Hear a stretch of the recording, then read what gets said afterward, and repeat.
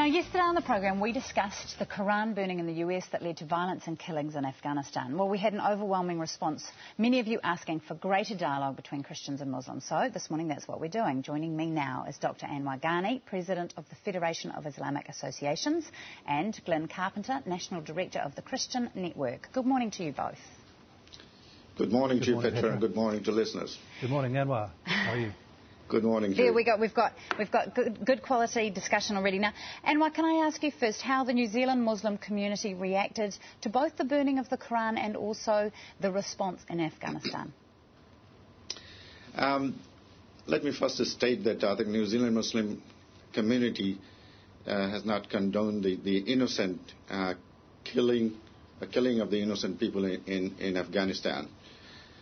The burning of Quran, certainly, yes, we are very, very disappointed and very upset because it is the holy scripture for Muslims, and we believe this is a book of guidance for humanity.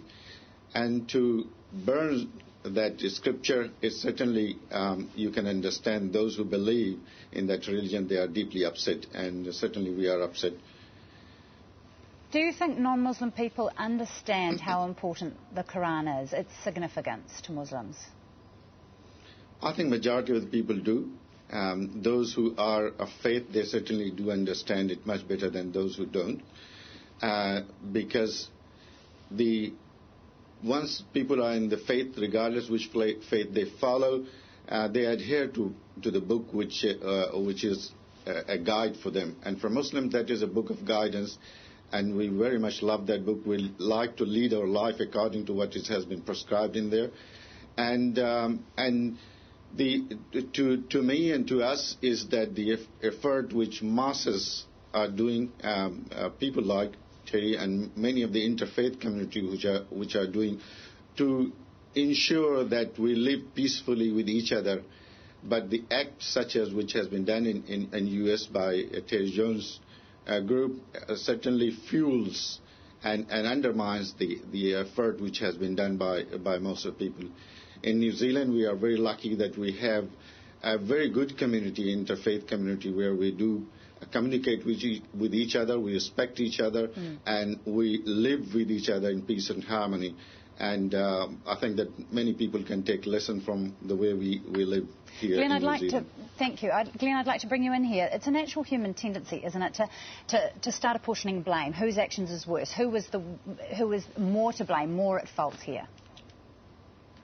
This is not a case of blame. Our international organisation contacted Pastor Jones 6 months ago when he first talked about burning the Quran.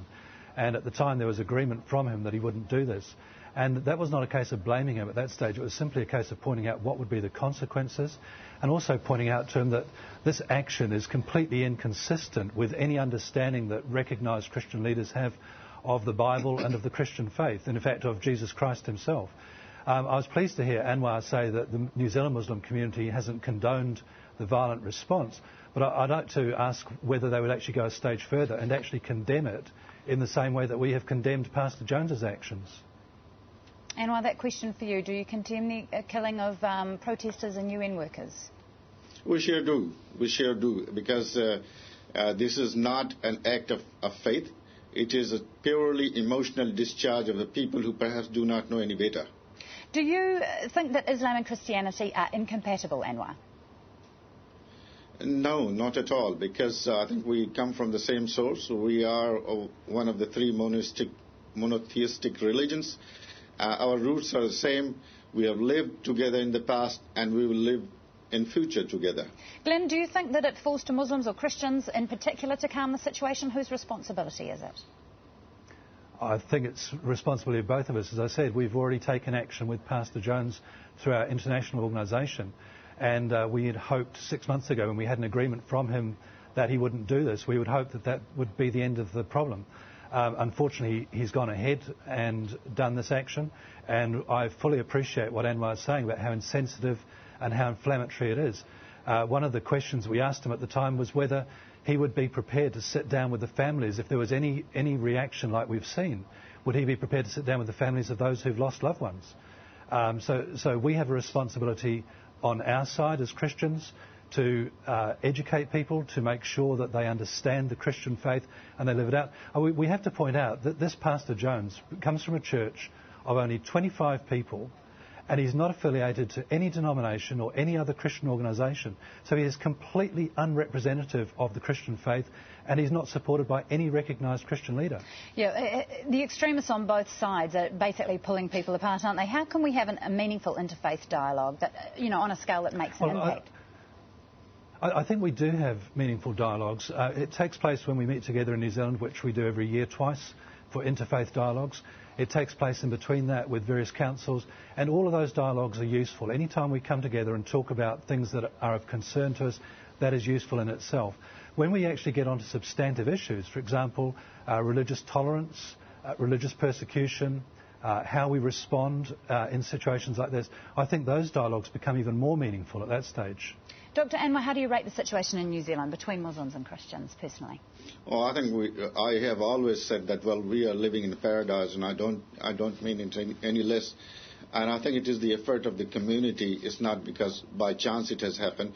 We as a community of multitude of faiths, and as a people, I think we live together very, very well.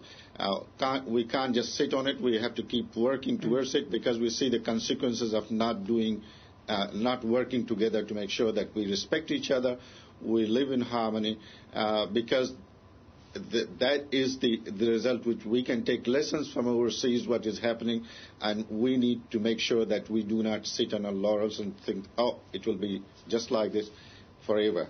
So I'll have to leave it there. Petra, can I just finish by saying, okay? Yeah. Dr. Anwar Ghani, Anger and Carpenter, thank you both for joining us this morning. Thank you. Thank you very much, Petra.